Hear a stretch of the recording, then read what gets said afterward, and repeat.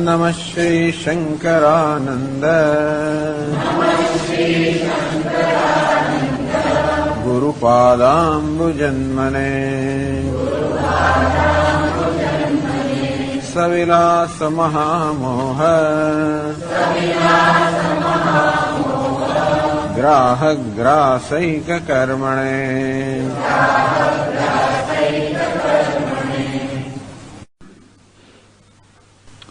82 श्लोक थी। अखंडैकरसानंदे माया तत्कार्यवर्जिते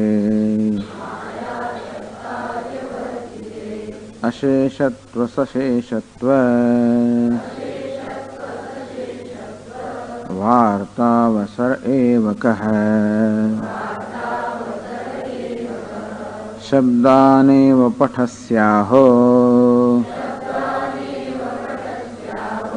तेषामर्थं च पश्यसि शब्दपाठेऽर्थबोधस्ते सम्पाद्यत्वेन शिष्यते अर्थे व्याकरणाद् बुद्धे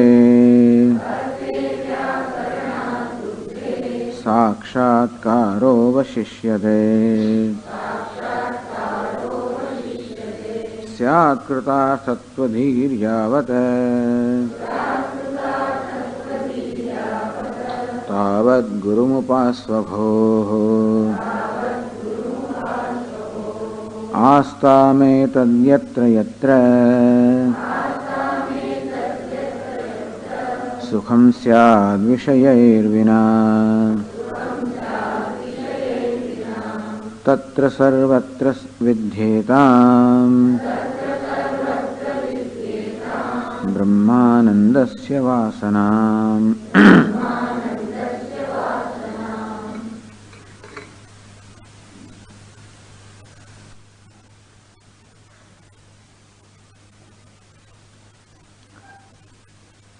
तो ज्ञान में सावशेषत्वम अशेषत्वम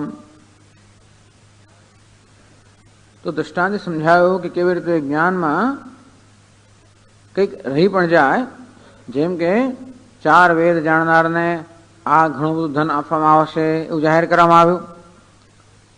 कोई के हूँ 4 वेद जाणुं छुं क्यांथी आपणे कह्युं वेद 4 छे एम जाणुं छुं माटे मने धन आपो तो के नहीं ये तो मात्र वेद ने संख्या ज जाणे छे पण वेदनुं स्वरूप जाणतो नथी वेद में शुं छे तो जाणतो नथी।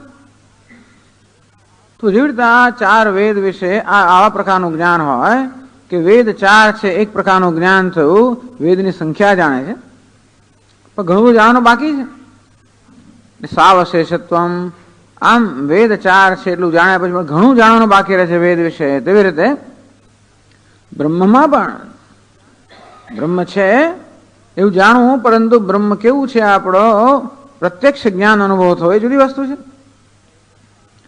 प्रश्न कर्यो अखंडैक रसानंदे माया तत्कार्य वर्जिते ब्रह्मणि तो ब्रह्म तो अखंड एक रस छे अने माया ने माया कार्य थी पर छे अर्थात अस्पृष्ट छे एटले के ज्यां माया के मायानुं कार्य होय त्यां आगळ अनेकता होई शके एमां विभाग होई शके जे वस्तु सावयव छे अर्थात अनेक विभाग ने बनेली छे एम बने कि एक विभाग ने जाणो छो अने बीजा विभाग ने जाणता नथी एटले अधूरुं ज्ञान अने पूरुं ज्ञान एवुं होई शके।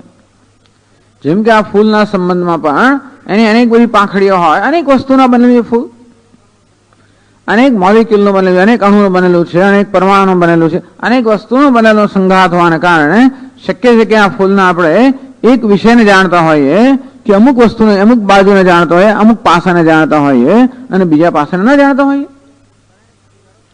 तो आ फूल छे करेण छे एवुं धारो ज्ञान होय पण सफेद रंग छे शा माटे सफेद रंग छे एनी पांच ज પાંખડી केम छे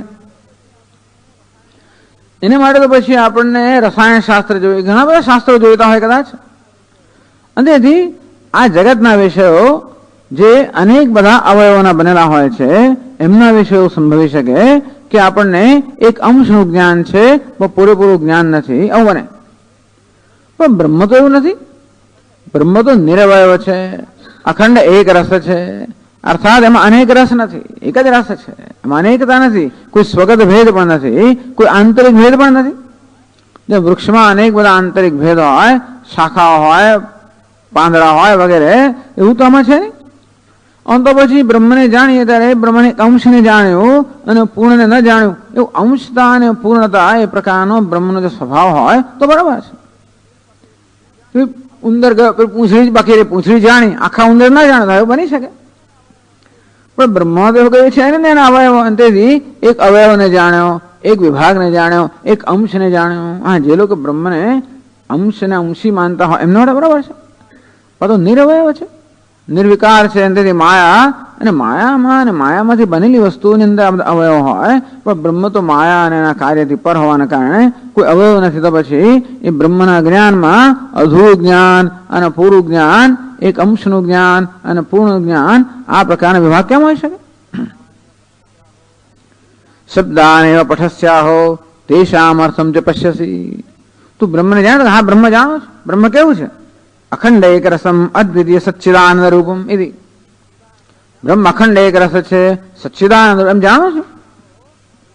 શબ્દાન એવા પઠસ્યાહો તેષામ અર્થમ ચ પશ્યસી. તો માત્ર અખંડ એક રસ, સચ્ચિદાનંદ અદ્વિતીય, આ માત્ર શબ્દો તું જાણે છે કે શબ્દોનો અર્થ પણ જાણે છે?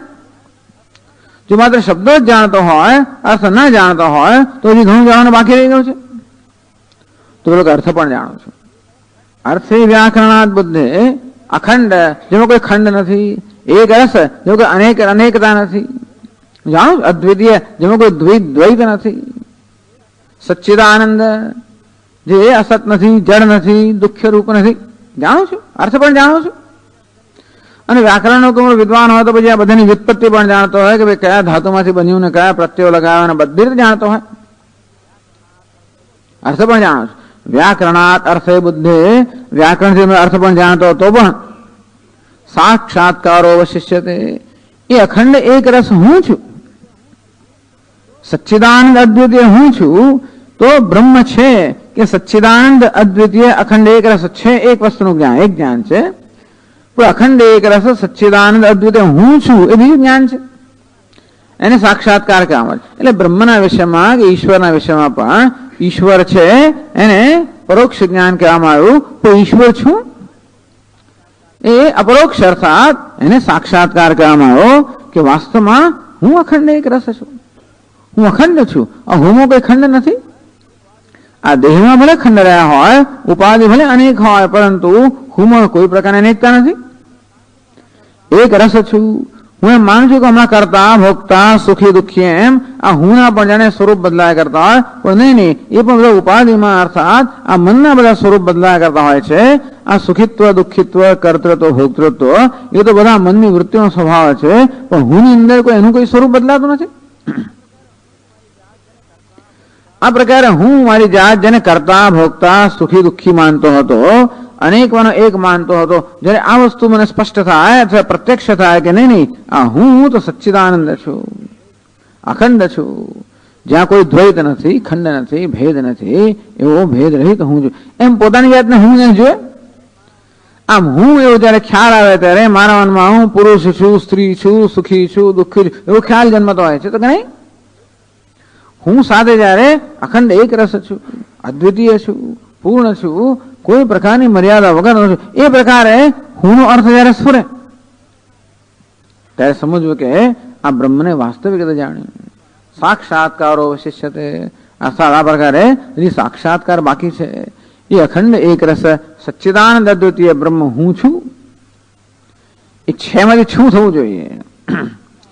એક વસ્તુ એવી છે ને કે હું હંમેશા અપરોક્ષ જ્ઞાનનો જ વિષય હોય છે.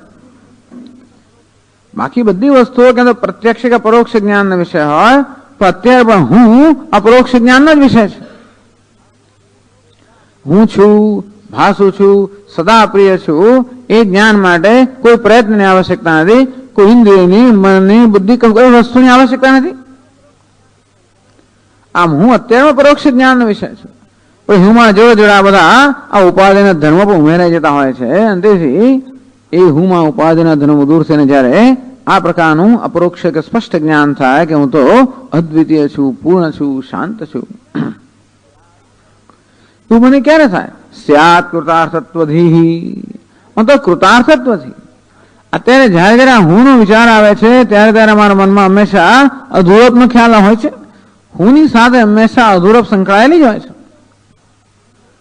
હું ભલે ને ગમે તે હોઉં, સુખી હોઉં તો પણ, મહાન હોઉં તો પણ, અધૂરપ થી આ હું અધૂરપ થી ક્યારેય મુક્ત હોતો નથી. અને એટલા માટે હું વિશે, મારા વિશે મને કૃતાર્થતા કે બસ આત્મસંતોષ, મારા વિશેનો પૂર્ણ સંતોષ મને ક્યારે જન્મતો જ નથી. આ મને મારાથી સંતોષ હોય કે પૂર્ણ સંતોષ એવું થતું નથી. કૃતાર્થત્વધિ, તને તારા પોતાને પૂર્ણ સંતોષ જયારે જન્મે, આત્મની એવ આત્મના તુષ્ટ હે, તું સ્વયં તારાથી સંતુષ્ટ છે. સંતુષ્ટ છે તદુપરાંત એ સંતોષ માટે તને તારા સિવાય બીજા કશાની આવશ્યકતા નથી. આવું જયારે થાય ત્યારે કૃતાર્થોહમ, કોઈ કારણ વગર સંતુષ્ટ છું.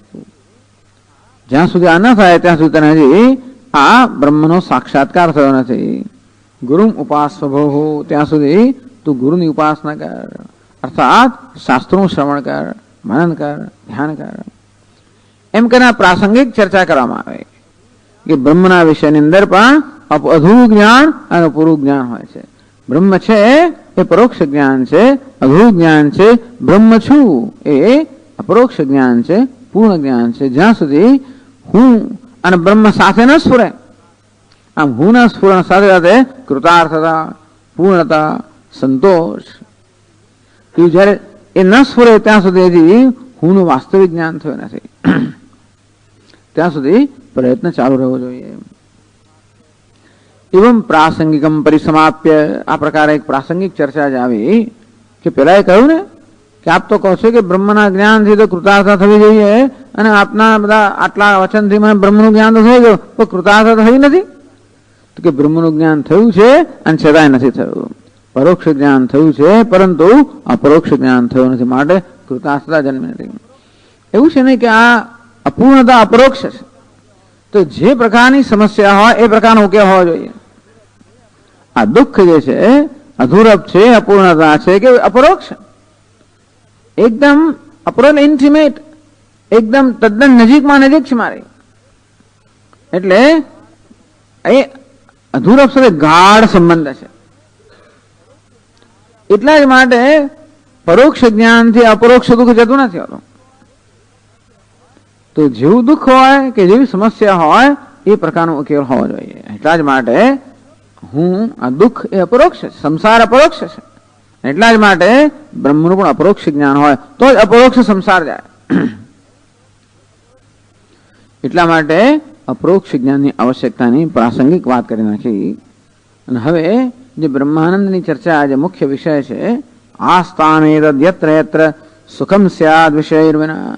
ચાલો હવે એ વિષયને આપણે પડતો મૂકીએ. તો કે એની ચર્ચા થઈ ગઈ યત્ર યત્ર. હવે આપણે ચર્ચાનો દોર આગળ ચલાવીએ. યત્ર યત્ર, જ્યાં જ્યાં પણ વિષય વિના સુખમ સ્યાત, વિષય ન હોય અને છતાં પણ સુખ જન્મતું હોય, તત્ર તત્ર સર્વત્ર બ્રહ્માનંદસ્ય વાસનામ એતામ બ્રહ્માનંદસ્ય વાસનામ વિદ્ધિ. તો ત્યારે સમજવું જોઈએ કે આ બ્રહ્માનંદની વાસનાનો આનંદ છે, આનંદ છે. શું કારણ છે? કોઈ કારણ નથી, બસ ખુશ છું, ખુશ મિજાજ એમ જ. પૂર્વ પુણ્ય પાક્યું હોય ને એકદમ આપણું મન ખુશ થઈ જાય, કોઈ કારણ વગર ખુશ થઈ જાય. અને ત્યારે સમજવું કે એ બ્રહ્માનંદની વાસનાનો આનંદ છે. આમ બ્રહ્માનંદ અને વાસનાનંદ વચ્ચે ભેદ પાડે છે, આગળ સમજાવશે પોતે.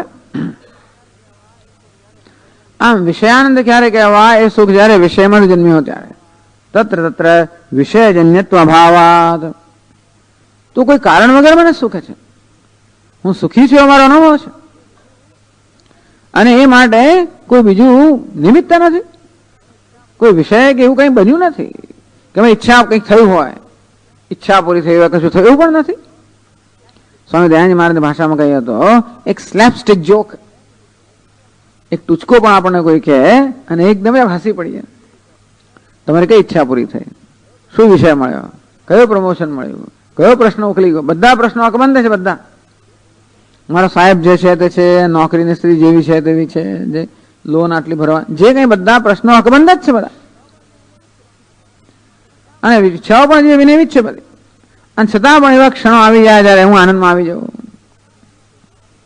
એટલે આજે પેલું વાંચ્યું યુ સેડ ઇટ, ત્યાં આગળ શું હતું, ક્રિકેટના મેદાન પર આમ પોલીસો હતા. તો આ શું છે, તો કે જો આ ક્રિકેટરોને એમના ચાહકોથી બચાવવા માટે આ વસ્તુ છે. ચાહકો કોને કહેવાય, એમને ચાહતા હોય, પણ એવી સ્થિતિ આવી ગઈ કે ક્રિકેટ એમને ચાહકોથી બચાવવા પડે. કેવું કહેવાય, giving them protection against their fans. આમ એકદમ આપણું મન મુક્ત થઈ ગયું ને એક ક્ષણ. બાકી મનમાં અનેક બધી વસ્તુઓ સવાર થયેલી હોય, આપણો ચહેરો એકદમ ગંભીર હોય, બધું હોય. આ બધું આનંદનું ચર્ચા છતાં આપણે કશું થાય નહીં, ગંભીર તો ગંભીર રહે છે લોકોને. આવું કશું સાંભળીને ક્ષણભર આપણું મન મુક્ત થઈ જાય, પછી વળી પાછા હતેવાના થઈ જુદી વાત છે, પણ એક ક્ષણભર એવું થઈ જાય. એ મુક્ત જે મન જે થઈ ગયું એમાં કોઈ વિષય નથી, એવું કશું નથી, પણ થઈ જાય. આવા ટૂચકાનો આનંદ મેળવવા માટે પૂર્વ કર્મ જોઈએ. એમ ટૂંકમાં તો આનંદ ના આવે, એટલે પૂર્વનું પુણ્ય ધારો કે પાક્યું હોય તો આ વસ્તુ નહીં, આપણે તોય મોડું ચડાવીને બેસી જાય બને ઘણી વાર એવું થાય. તો ક્યાં આવે એમને ટેવ પડે ગમે તે હોય. તો ઘણા લોકોને આમ આવી વસ્તુનો આનંદ, બહુ મોટી જોક તમે કહો કે નાની નાની વસ્તુનો આનંદ જલ્દી ના આવે. ઘણા તો નાની નાની વસ્તુનો આનંદ લઈ શકતા હોય, ઘણા લોકોને બહુ ગંભીર વસ્તુ હોય ત્યારે મજા આવે. એટલે આવું બને તો સમજવું કે વિષયાનંદ સેવા બ્રહ્માનંદ વાસના, આ બ્રહ્માનંદની વાસનાનો અનુભવ છે. તો હવે વાસનાનો અનુભવ કેમ કયો, વાસનાનો આનંદ છે કેમ કયો, એ બ્રહ્માનંદ કેમ નથી કહેતા? સામાન્ય અહંકાર આવૃતત્વ આગળ સમજાવશે કે અહંકાર પણ રહેલું છે, હું પણ રહેલું છે, હું પણ એમાં રહેલું છે. એટલે એવું હોવાના કારણે હજી એ બ્રહ્માનંદ નથી, પરંતુ વાસનાનંદ છે. આમ સુષુપ્તિમાં આપણે જેનો અનુભવ કરીએ છીએ બ્રહ્માનંદ છે, અને જાગ્રત અવસ્થામાં કે સભાન અવસ્થામાં કોઈ વિષય વગર પણ જયારે આપણે આનંદ અનુભવતા હોય ક્ષણભર, ત્યારે વાસનાનંદ છે. એવમ બ્રહ્માનંદ વાસનાનંદ દર્શયિત્વા, આ પ્રકારે બ્રહ્માનંદ અને વાસનાનંદ એ આપણને દર્શાવે. ઇદાનીમ આનંદ ત્રૈવિધ્ય નિયમનાય અભિમુખ ધીવૃત્તિ તત્ર ઉક્તમેવ વિષયાનંદ પુનઃ અનુવદતી. હવે એક ત્રીજો આનંદ, આમ બ્રહ્માનંદ કયો, વાસનાનંદ કયો, એક ત્રીજો વિષયાનંદ છે. એમ કરીને ત્રણ પ્રકારના આનંદ જે છે એથી વધારે કઈ નથી. આનંદ ત્રૈવિધ્ય નિયમનાય, કે આનંદ ત્રણ પ્રકારનો જે છે, વધારે પણ નહીં ઓછો પણ નહીં, વધારે નહીં, એટલે ત્રણ પ્રકારનો જ આનંદ છે. એથી ચોથો કોઈ આનંદ નથી. આનું નિયમ નિયમનાય. તો વિષયાનંદ શું વસ્તુ છે? ત્રીજો આનંદ. તો 44મા શ્લોકમાં આ વસ્તુ કહીને આપણને એ વસ્તુ ફરી કહે છે, પણ તમારે 44નો શ્લોક જોવો હોય તો આત્માભિમુખધિવૃત્તૌ સ્વાનંદ પ્રતિબિંબતી. વિષય સુખ કયા પ્રકારનો હોય? તો વિષય સુખ કેવું હોય એની સમજ આપવા માટે આપણે કહ્યું કે જયારે માણસ નિદ્રા એટલે ઊંઘી ગયો હોય એની પહેલાની અવસ્થા, એ પથારીમાં સૂઈ ગયો છે, આરામથી સૂતો છે, અને કહ્યું પ્રમાણે કોમાં શૈયા વગેરે બધી વ્યવસ્થા કરેલી છે. આ રીતે બધું બહારનું દુઃખ ધીમે ધીમે જતું રહે છે. એટલે સરસ રજાઈ હોય, તળિયું તકિયો હોય, ગાદી હોય, આ બધું હોવાને કારણે અને થોડી ઊંઘ પણ આવતી હોય ને થાક લાગ્યો હોય જે હોય તે, એમ કરીને બધાને કઈ જરૂર નથી હોતી, પણ છતાં આવી રીતે એને કારણે જે બહારનો બધો શ્રમ છે બધી વસ્તુ વિસરાઈ જતી હોય. ધીમે ધીમે ધીમે આપણું મન એકદમ અંતર્મુખ બનતું જાય અને થોડી વારમાં બરોબર આમ ટપી જશે. ટૂંકમાં શું કહેવાય, થોડી વાર ઊંઘી જશે, ઢબી ગયો, થોડી ઢબી જશે, થોડી વાર છે ઢબી જવા થોડીક વાર છે. એવી ક્ષણ કેવી છે કે હજી ઊંઘી નથી ગયો, પણ મારું મન અંતર્મુખ બની ગયું છે. આત્માર્મુખધિવૃત્તૌ સ્વાનંદ પ્રતિબિંબતી. તો મન જયારે અંતર્મુખ બને ત્યારે એમાં આત્માનો આનંદ, આનંદ સ્વરૂપ આત્મા છે એનું પ્રતિબિંબ પડતું હોય છે. તો બહારનો વિષય જે છે એ આપણા મનને અંતર્મુખ બનાવવાનું નિમિત્ત બને છે, એમાં અંતર્મુખ બને. જેમ અરીસો પણ મારાથી બીજી દિશામાં હોય તો પ્રતિબિંબ ના પડે, એ દિશાને મારી દિશામાં ફેરવામાં આવે, અભિમુખ કહેવાય ને. અરીસો પણ બીજી દિશામાં હોય તો મારો ચહેરો ના દેખાય, પણ ચહેરાના દિશામાં જરા હોય ત્યારે એ અરીસો મારા ચહેરાને પ્રતિબિંબિત કરે. તે રીતે તમારું મન પણ જ્યારે બહિર્મુખ હોય ત્યારે એ આત્માને આનંદને પ્રતિબિંબિત ના કરે, એ જ્યારે અભિમુખ બને, આત્મા અભિમુખ બને, જેને આપણે અંતર્મુખ કહીએ ત્યારે જે આનંદ છે, આત્માનો આનંદ છે એ પ્રતિબિંબિત થાય, એને વિષય આનંદ કહે છે. એ વાત 86મા શ્લોકમાં કહે છે. એટલે આગળ કહી ગયેલા છે એને વળી કહે છે, વળી પાછો એ દોર, આ ચર્ચાનો જે દોર છે ને એ દોરને ચાલુ રાખવા માટે અને 3 જ પ્રકારના આનંદ છે એ સ્પષ્ટ કરવા માટે આગળ કહી ગયા છતાં ફરી કહે છે, વિશેષ્વપી લબ્ધેષુ તદિચ્છો પરમે સતી અંતર્મુખ મનોવૃત્તૌ આનંદ પ્રતિબિંબતે.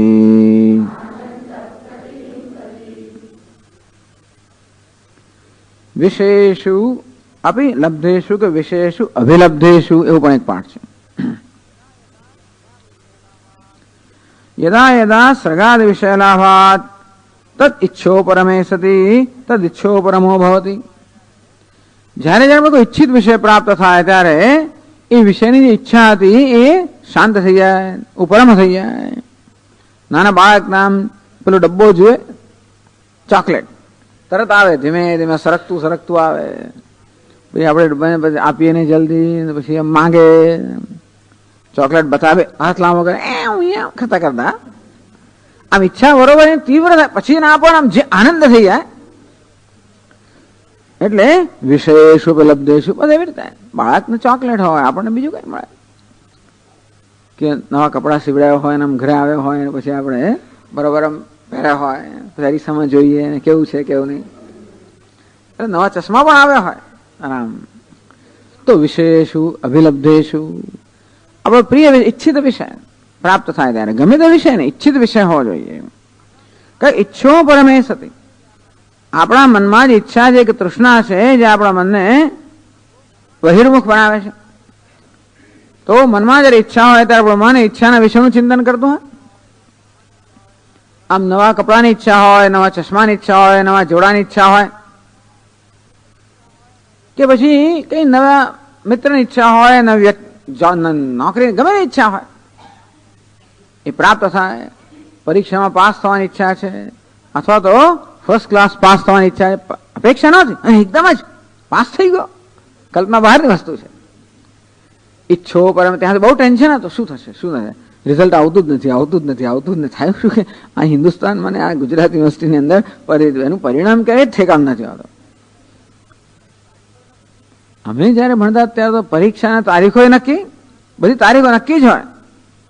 15મી માર્ચે એસએસસીની પરીક્ષા એટલે થાય જ, 6ઠી જૂને પરિણામ આવે એટલે આવે જ, 15મી જૂને એડમિશન એટલે આવે, સ્કૂલ કોલેજ ખુલે એટલે ખુલે. એમાં એટલે આમાં તો ક્યારે પરીક્ષાનું પરિણામ આવશે ને આવ્યા પછી પરીક્ષા ક્યારે લેવાશે ઠેકાણું નહીં, એનું પરિણામ ક્યારે આવશે ભગવાન જાણે, એડમિશન નક્કી ક્યારે થશે એ ભગવાન જાણે, અને કોલેજ શરૂ ક્યારે થઈ તો એ ભગવાન જાણે તો સારું. ટૂંકમાં કઈ ઠેકાણો છે એટલે ટેન્શન વધારે હોય. આપણે એમ કે 7મી જાન્યુઆરી પરિણામ આવી જશે, 7મી ના આવ્યું, 8મી ના આવ્યું, 9મી 10મી રોજ છાપા જુઓ, રોજ ટેલિફોન કરો, રોજ આમ કરો, રોજ તેમ કરો, યુનિવર્સિટીમાં જાઓ, ત્યાં જઈને જોવું પડે પાછું આવ્યું કે નહીં પરિણામ. કારણ કે તકલીફ એ છે ને કે અંદર આપણે ટેન્શન કે પાસ થવાનું છે કે નહીં થવાય એવું ટેન્શન છે.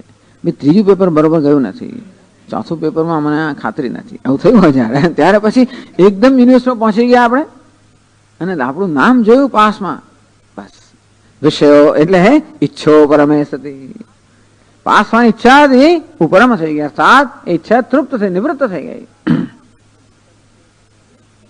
તદા તદા મનસી અંતર્મુખે સતી, અને ત્યારે ત્યારે મન અંતર્મુખ બહિર્મુખ હતું. પરિણામ પરિણામ, પાસ પાસ, ટેન્શન ટેન્શન, એટલે મન બહિર્મુખ હતું, અર્થાત આત્મા અભિમુખ ન હતું, બહારના વિષયનું ચિંતન કરતું હતું. અંતર્મુખે સતી, ત્યારે મન અંતર્મુખ બની જાય. ટૂંકમાં અહીં કહેવાનો હેતુ એ છે કે મનમાં જે ઈચ્છા રહેલી છે એ ઈચ્છા આપણા મનને બહિર્મુખ રાખે છે, કારણ કે ઈચ્છાનો અર્થ એ હતો કે મન ઈચ્છાના વિષયનું ચિંતન કરી રહ્યું છે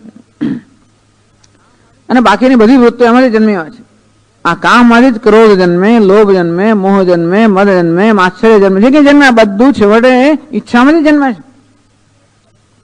જે કોઈ બીજી વૃત્તિ જન્મતી હોય, આપણને ઈર્ષા આવતી હોય, ગર્વ થતો હોય, ઘમંડ થતો હોય, કંઈ પણ થતું હોય કે પછી નાસીપાસતા થાય, નિરાશા થાય, ગમે તે થાય, આ બધી વસ્તુનું મૂળ છેવટે કામ,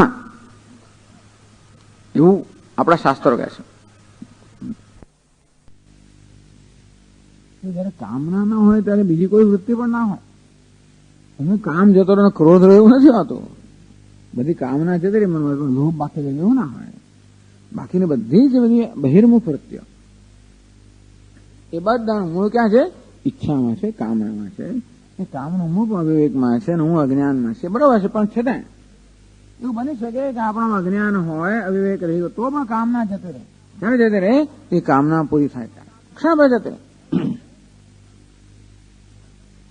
અને તેથી મનમાં હવે મનને બહિર્મુખ બનાવનારું જે પરિબળ હતું કામના એ ન હોવાને કારણે મન પોતાની સ્વાભાવિક અંતર્મુખતા પ્રાપ્ત કરે. આ મનનો સ્વભાવ તો અંતર્મુખ જ છે, પરંતુ આ બધા રાગ દ્વેષ જે છે પણ એ કામનાના રાગ અને દ્વેષ તમે કહો એ પણ એ ઈચ્છા કે કામનામાંથી જન્મેલા છે અથવા એને જન્મ આપવાના છે, પરંતુ એ કામના જ પ્રકાર છે. એ જ મનને બહિર્મુખ રાખે છે. આ મનને બહિર્મુખ રાખનાર કે મનને આત્માથી બહાર ખેંચી જનારા કોઈ પરિબળ ના રહે ત્યારે મન પોતાનું ચાલે તો એ બિચારો આત્મામાં જ નિષ્ઠ રહે, એને કઈ નથી જવું હતું. પણ આ રાગ દ્વેષ એને ખેંચી જાય છે. ઇન્દ્રિયાણી પ્રમાથિની હરંતી પ્રસભમ મન, બળાત્કાર મનને આ રાગ દ્વેષ ખેંચી જતા હોય છે. એ જયારે ન હોય ત્યારે મન કેવું હોય? અંતર્મુખ. તદા તદા મનસી અંતર્મુખે સતી. આમ જયારે જયારે ઈચ્છાનું ઉપરમ થાય, વસ્તુ પ્રાપ્ત થાય તો ઘણો ઈચ્છા ન જાય તો ન થાય, કામ ના થાય. વસ્તુ પ્રાપ્ત થાય તો નહીં, આવું મને તો આવું નતું જોયું, મને આ નહીં પેલી ચોકલેટ મળે તો પણ આ નહીં પેલી જોઈએ, ધારો કે આ લાલ વાળી ને પેલી જોઈએ, તો પછી ઈચ્છાનો ઉપરમ ન થાય, ઈચ્છા શાંત ના થાય. ઘણી વાર બનતું હોય છે કે ઈચ્છા પૂરી થાય ત્યાં ઈચ્છા બદલાઈ પણ ગઈ હોય. મહત્વની વસ્તુ ઈચ્છા પૂરી થવી એ પણ નથી, ઈચ્છાનો ઉપરમ થવો, ઈચ્છાની નિવૃત્તિ થવી. એટલે ઈચ્છાની નિવૃત્તિ ક્યાં તો આપણને ઈચ્છાનો વિષય પ્રાપ્ત કરવાથી થાય અથવા વિવેકથી પણ થાય. આ ઈચ્છા અવિવેકમાંથી જન્મેલી છે, તેથી વિવેકથી આપણે ઈચ્છા નિવૃત્ત થઈ શકે. દોષ દર્શનથી પણ થાય. દોષ દૃષ્ટ્યા મુહુર્મુહુ, મનને આપણે દેખાડી શકીએ કે આ ઈચ્છા પૂરી કરવાથી શું શું થશે, ત્યારે શું શું કિંમત ચૂકવવી પડશે. ઈચ્છાને પૂરી કરવામાં કેટલો પરિશ્રમ તારે વેઠવો પડશે, કેવી કિંમત ચૂકવવી પડશે, અને વળી પાછી ઈચ્છા પૂરી કરવામાં પણ તારે કિંમત ચૂકવવી પડે, અને પૂરી કર્યા પછી પાછા સંસ્કાર છોડીને જાય અને બીજી ઈચ્છાને જન્મ આપે. આ રીતે આપણા મનને સમજાવીએ કે ઈચ્છાને પૂરી કરવામાં શું શું દોષ રહેલા છે, તો પણ મન કદાચ છોડી દે. ક્યારેક નથી છોડતું, મોટે ભાગે છોડતું નથી, સમજાવવા છતાં મન ના જ છોડે. પેલા બાળકો એવા ને ઘણી વાર સમજાવે તો પણ ના, મન તો જોઈએ જ. આપણે માદો પડે છે, ભલે પડો, આમ પરીક્ષામાં ભલે થાય, આ તો જોઈએ જ. એટલે ઘણી વાર એવું થતું હોય છે. એટલે એમ મન ઘણા ના પણ છોડે, જુદી વાત છે. પણ જો મન ઈચ્છાથી નિવૃત્ત થઈ જાય ત્યારે અંતર્મુખ બની જાય. તદા તદા મનસી અંતર્મુખે સતી, ત્યારે ત્યારે મન અંતર્મુખ બની જાય. તસ્મિન મનોવૃત્તૌ આત્માનંદ પ્રતિબિંબતી. જેમ પેલા અરીસાને મારી તરફ ફેરવામાં આવે તો અરીસામાં મારા ચારોનું પ્રતિબિંબ પડે, તો મન પણ જયારે અંતર્મુખ બને, આત્માભિમુખ બને ત્યારે એમાં આત્માનું અર્થાત આનંદનું પ્રતિબિંબ પડે. તસ્મિન સ્વાત્માનંદ પ્રતિબિંબિતો ભવતી. તો એ અંતર્મુખ મનમાં જે આત્માનંદ પ્રતિબિંબિત થાય છે એ જ વિષયાનંદ છે. અયમ વિષયાનંદ ઇત્યર્થ, એ જ વિષયાનંદ છે. આ વિષયાનંદ આગળ કહી ગયેલા પણ વળી પાછો એને સ્પષ્ટ કર્યો, કારણ કે હમણાં જ આપણને બ્રહ્માનંદ સુષુપ્તિમાં જ અનુભવ થાય છે. વાસનાનંદ સુષુપ્તિમાં જાગ્રત થયા પછી ક્ષણભર જે તુષ્ણીમ અવસ્થા હોય છે ત્યારે હજી એના સંસ્કાર રહી ગયા હોય છે સુષુપ્તિના, અને ત્યારે જ અનુભવ થાય છે, એને વાસનાનંદ કહ્યો. અને વિષયની પ્રાપ્તિ થવાથી વિષયની ઈચ્છા નિવૃત્ત જયારે થાય ત્યારે અંતર્મુખ મનમાં જે આનંદના પ્રતિબિંબ આનંદ થાય છે એને વિષયાનંદ કહેવામાં આવ્યો. આમ 3 આનંદની વાત કરી. તો ફલિતમાહ, તો એનો નિષ્કર્ષ શું છે એ 87મા શ્લોકમાં કહે છે. બ્રહ્માનંદો વાસના ચ પ્રતિબિંબૈતિ ત્રયમ અંતરેણ જગત્યસ્મિન આનંદો નાસ્તિ કશ્ચન.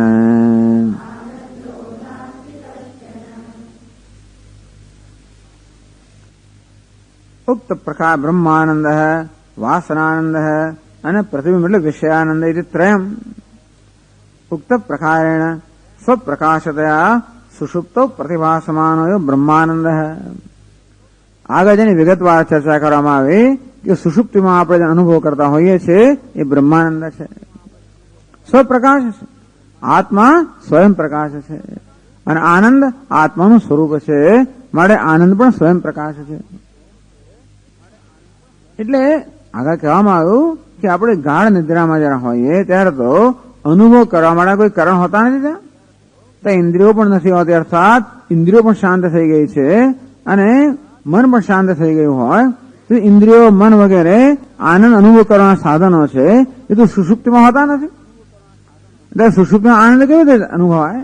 તો કે આનંદ સ્વપ્રકાશ, સ્વયં પ્રકાશ હોવાને કારણે એને પ્રકાશિત કરવાનો નથી. તો ઇન્દ્રિયો અને મનની જરૂર ત્યારે પડે આ વિષયોમાં, જે વિષયો તો જળ છે, અને માટે એમને પ્રકાશિત કરવા માટે ઇન્દ્રિય અને મન રૂપી કરણની આવશ્યકતા હોય, પણ બ્રહ્માનંદ સ્વયં પ્રકાશ હોવાને કારણે એને પ્રકાશિત કરવાનો નથી. તો પણ અનુભવ કરવાની વૃત્તિ તો હોવી જોઈએ. એટલે કહેવામાં આવ્યું કે અજ્ઞાનમાંથી જન્મેલી સૂક્ષ્મ વૃત્તિઓ ત્યારે પણ હોય છે. એટલા જ માટે આ પ્રાજ્ઞ એટલે આનંદમય હોય, આનંદ ભૂખ. ઉપનિષદમાં કહેવામાં આવ્યું આનંદમ ભૂંગતે આનંદ ભૂખ. તો સુષુપ્તિમાં આનંદમય આત્મા જે છે કે પ્રાજ્ઞ આત્મા છે એ આનંદ અનુભવ કરી રહ્યો છે એવું કહેવામાં આવ્યું. એ પરથી ગ્રંથકારે કહ્યું તો કે સુષુપ્તિમાં આનંદ અનુભવ થાય છે એ ઉપનિષદ કહે છે. સુષુપ્તિમાં આનંદ છે એટલું જ નહીં, પરંતુ આનો અનુભવ થાય છે, આનંદ ભૂખ એમ કહેવામાં આવ્યું. આનંદમ ભૂંગતે, જે આનંદને ભોગવે છે આનંદ ભૂખ કહેવાય. તો સુષુપ્તિમાં જે આત્મા છે જેને પ્રાજ્ઞ કહેવાય છે એનું વડે વિશેષણ કહેવામાં આવ્યું આનંદ ભૂખ અથવા આનંદને ભોગવનાર. એટલે એનો અર્થ એ થયો કે સુષુપ્તિમાં આત્મા આનંદને ભોગવે છે. એટલે પછી આપણે કહીએ કે ભોગવવા માટે હંમેશા જો વૃત્તિની આવશ્યકતા હોય તો સુષુપ્તિમાં પણ અજ્ઞાન જન્મેલી સૂક્ષ્મ વૃત્તિ હોય છે. આ રીતે સુષુપ્તિની અંદર આ સ્વયં પ્રકાશ જે આત્માનંદ અનુભવ થાય છે કે જે અનુભવ થાય છે એ બ્રહ્માનંદ છે. ઉક્ત પ્રકારેણ સ્વપ્રકાશતયા સુષુપ્ત પ્રતિભાસમાનો બ્રહ્માનંદ. સ્વયં પ્રકાશ હોવાને કારણે સુષુપ્તિમાં જેનો પ્રતિભાસ થાય છે એ બ્રહ્માનંદ છે. પછી ગાઢ નિદ્રામાંથી જાગી જઈએ ત્યારે એના સંસ્કાર રહી ગયા હોય. યશ તૂષ્ણીમ સ્થિત. એટલા જ માટે ઊંઘમાંથી જાગ્યા પછી પણ આપણે તરત ને તરત એને છોડી દેવા નથી માંગતા, તરત જ ઉભા નથી થઈ જતા, પરંતુ અનુભવને જાળવી રાખવા માંગીએ છીએ. કારણ કે ત્યારે હજી ગાઢ નિદ્રામાં જે આનંદનો અનુભવ કરેલો એના સંસ્કાર રહી ગયા હોય છે કેટલોક સમય માટે, અને એટલે એ ક્ષણ આપણે માણવા માંગીએ છીએ. ઉઠાય છે એમ કરતા થોડીક વાર એ કેવો આનંદ છે, એમાં કોઈ વિષય નથી, અર્થાત આપણી પાસે કોઈ એવો ઈચ્છા પૂરી થયેલી નથી, કોઈ વિષય પણ નથી, છતાં પણ આનંદ છે. એ આનંદ શેનો છે? સુષુપ્તિની અંદર બ્રહ્માનંદ અનુભવ કરેલો એના સંસ્કાર જે કેટલીક ક્ષણ સુધી રહી જાય છે, અલ્પકાળ સુધી, તો એ તુષ્ણીમ સ્થિતિ, ગુપચુપ પડ્યા રહ્યા હોય, કંઈ પણ કર્યા વગર. એ જે આનંદ છે એ વાસનાનંદ છે. યસ તુષ્ણીમ સ્થિત વિષયમ અનુભવાંતરેણ પ્રતીયમાન વાસનાનંદ. તો કોઈ અનુભવ વગર જ, વિષય વગર જ આનો અનુભવ થઈ રહ્યો છે એ વાસનાનંદ કહેવામાં આવે. પ્રતિબિંબ હૈતી યોપી અભીષ્ટ વિષયલાભાત અંતર્મુખે મનસી પ્રતિબિંબ તો વિષયાનંદ. અને ત્રીજો આપણો અભીષ્ટ અર્થાત ઈચ્છિત કે અભિનિષિત વિષય જે છે એ પ્રાપ્ત થાય ત્યારે એ વિષયની ઈચ્છા નિવૃત્ત થાય અને ત્યારે મન અંતર્મુખ બને અને એમાં પ્રતિબિંબિત જે છે આનંદને વિષયાનંદ કહેવામાં આવે. એ ત્રયમ આ ત્રણ પ્રકારના આનંદ છે. ત્રયમ અંતરેણ અસ્મિન જગતે આનંદો નાસ્તિ કશ્ચન. ગ્રંથકાર બહુ ભારપૂર્વક કહે છે કે ત્રિતયાતરેકેણ અસ્મિન જગતે ન કશ્ચિત આનંદ હસ્તે. આ ત્રણ સિવાય જગતની અંદર બીજો કોઈ ચોથો આનંદ નથી. બસ ત્રણ જ આનંદ છે. બ્રહ્માનંદ, સ્વયં પ્રકાશ, વાસનાનંદ, બ્રહ્માંડની વાસનાનો વિષય વગરનો આનંદ, અને વિષયાનંદ વિષયની પ્રાપ્તિથી ઈચ્છા નિવૃત્ત થવાના કારણે જે પ્રતિબિંબ રૂપ છે વિષયાનંદ.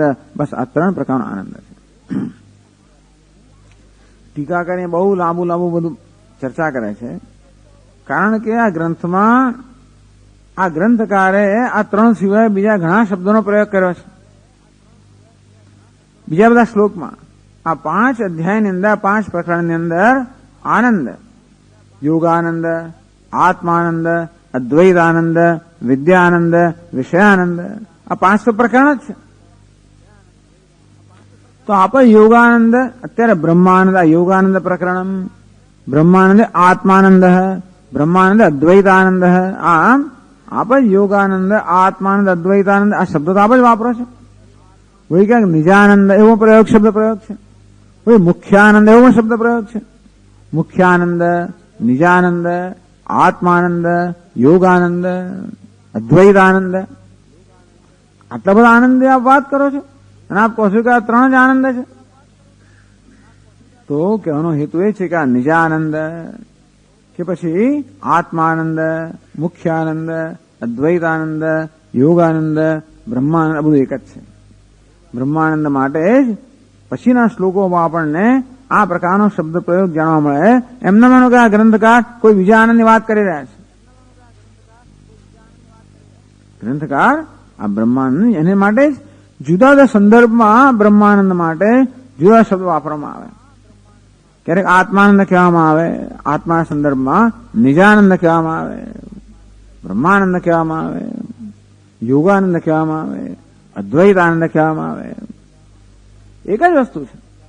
દ્વૈતના સંદર્ભમાં અદ્વૈતાનંદ કહેવામાં આવે, અન્યના સંદર્ભમાં નિજાનંદ કહેવામાં આવે, અનાત્માના સંદર્ભમાં આત્માનંદ કહેવામાં આવે, મનની વિક્ષેપ અવસ્થાના સંદર્ભમાં યોગાનંદ કહેવામાં આવે. પણ છેવડા બધો આ બ્રહ્માનંદ છે. એક વિદ્યાનંદ પણ છે. આ વિદ્યાનંદ છે ને એ પણ વિષયાનંદ. વિદ્યાનંદ એટલે વિદ્યાનો આનંદ. આપણે આ બધું શ્રવણ કરીએ ત્યારે પણ આનંદ આવતો હોય છે ને. નવું જાણવાનું મળે, નવી દ્રષ્ટિ પ્રાપ્ત થાય અને આનંદ થતો હોય છે. એ પણ એક વૃત્ત્યાત્મક આનંદ હોય છે. અમુક વસ્તુ જાણવાને કારણે આપણા મનમાં એ પ્રકારની વૃત્તિ જન્મતી હોય એ આનંદ છે. એને પણ વિષયાનંદ અંતર્ગત ગણવામાં આવે છે. આમ કરીને ભલે હવે પછી આપણને આ ત્રણ સિવાય બીજા શબ્દોનો પ્રયોગ બ્રહ્માનંદ, વાસનાનંદ અને વિષયાનંદ આ સિવાયના આ શબ્દોનો પ્રયોગ આપણને આપણા જોવામાં આવશે. છતાં પણ એ સમજવાની જરૂર છે કે આ બધાનો સમાવેશ આ ત્રણમાં જ થઈ જાય છે. અર્થાત બ્રહ્માનંદ માટે જ આ ગ્રંથકાર જેવા શબ્દોનો પ્રયોગ કરતા હોય છે. અને એમ ન માનવું કે આ ત્રણ સિવાય બીજો કોઈ ચોથો આનંદ છે. એટલે કહ્યું અસ્મિન જગતે આનંદો નાસ્તિ કશ્ચન ત્રયમંતરેણ. આ ત્રણ સિવાય જગતની અંદર બીજો કોઈ આનંદ નથી.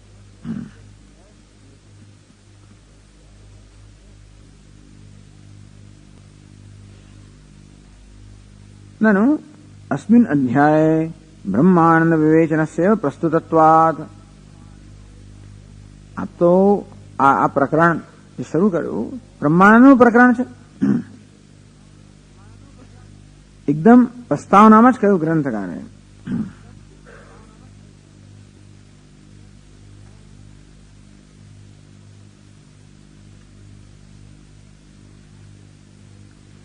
અગિયારમા શ્લોક આનંદ સ્ત્રિવિદો બ્રહ્માનંદો વિદ્યા સુખમ તથા વિષયાનંદ ઇત્યાદો બ્રહ્માનંદો વિવિચ્યતે.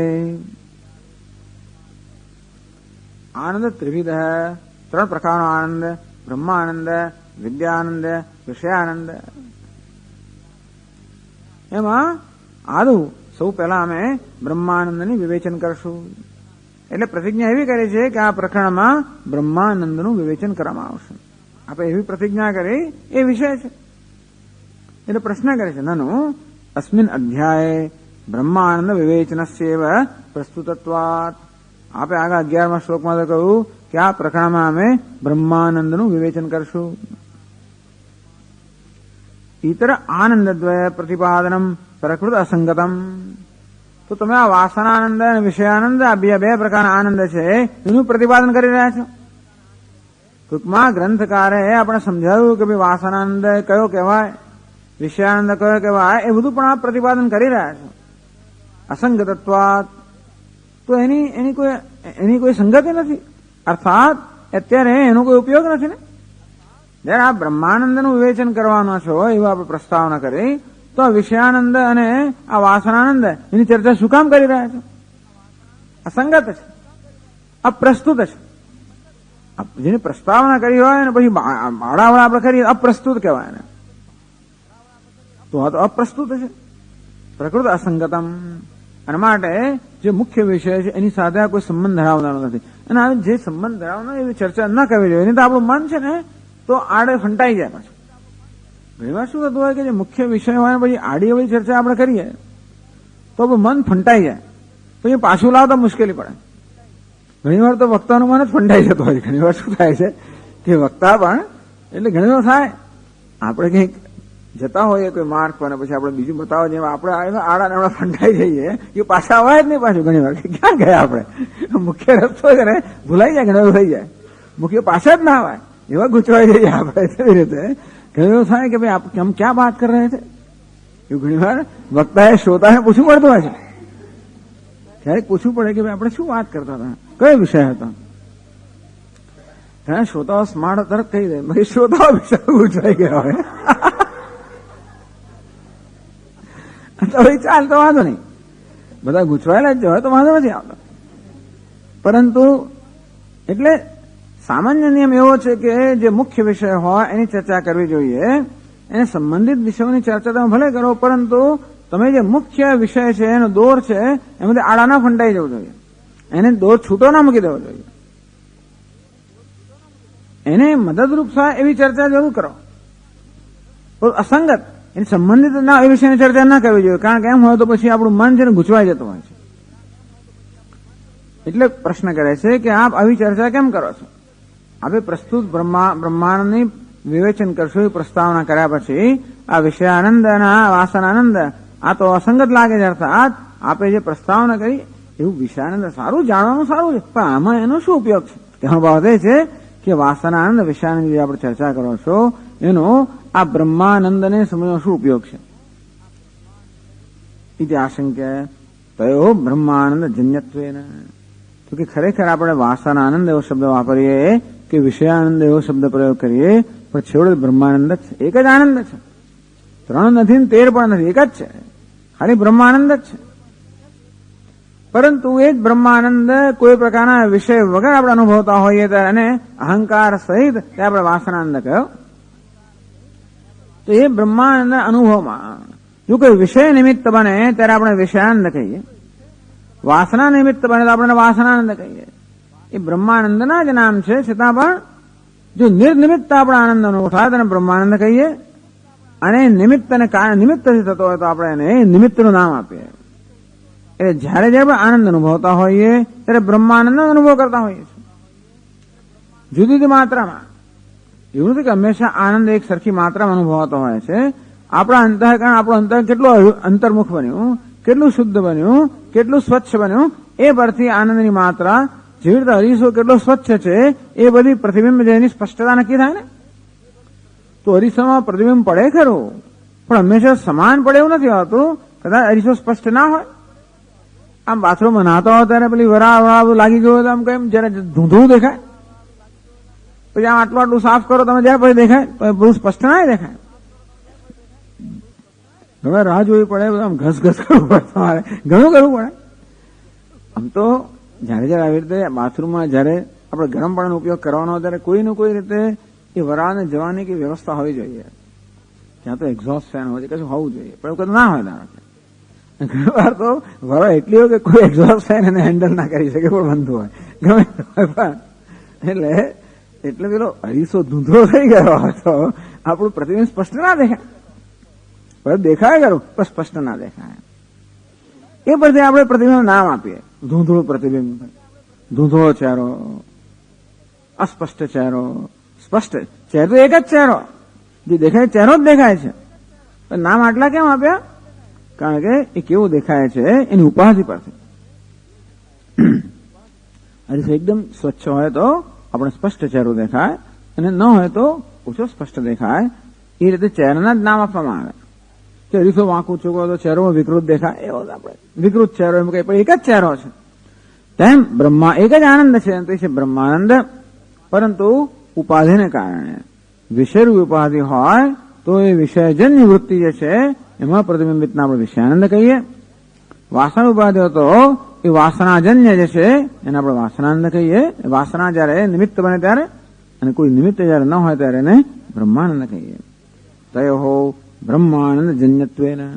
ટૂંકમાં આ વાસનાનંદ અને વિષયાનંદ બંને પણ બ્રહ્માનંદમાંથી જ જન્મેલા હોવાના કારણે તદબોધોપયોગીત્વાદ, એટલા માટે આ બંને આનંદ પણ બ્રહ્માનંદને સમજવા ઉપયોગી છે.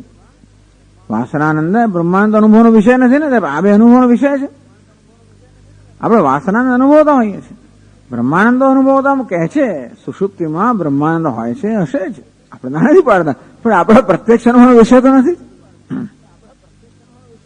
પછી વાસનાનંદ છે ને, જાગ્યા પછી કેટલીક ક્ષણો સુધી આપણને જે આનંદ અનુભવ હોય છે એ આપણે જાણીએ છીએ.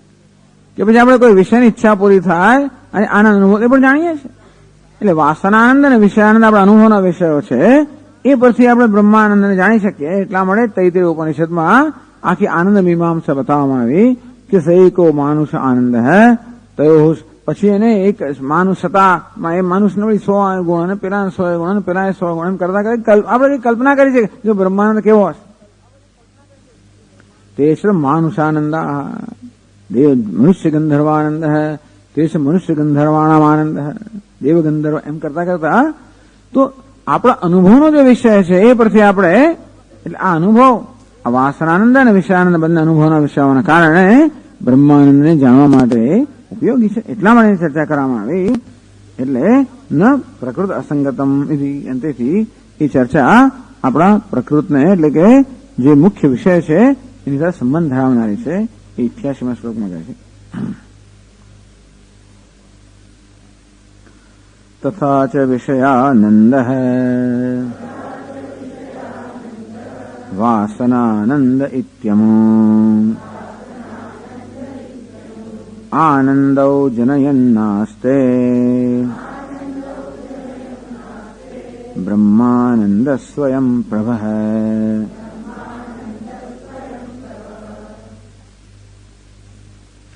તથા છે, તથા એટલે આનંદ ત્રૈવિધ્ય સતી કહ્યું ને, અસ્મિન જગતિ આનંદો નાસ્તંત્રયમંતરેણ અસ્મિન જગતિ આનંદો નાસ્તિ કશ્ચન.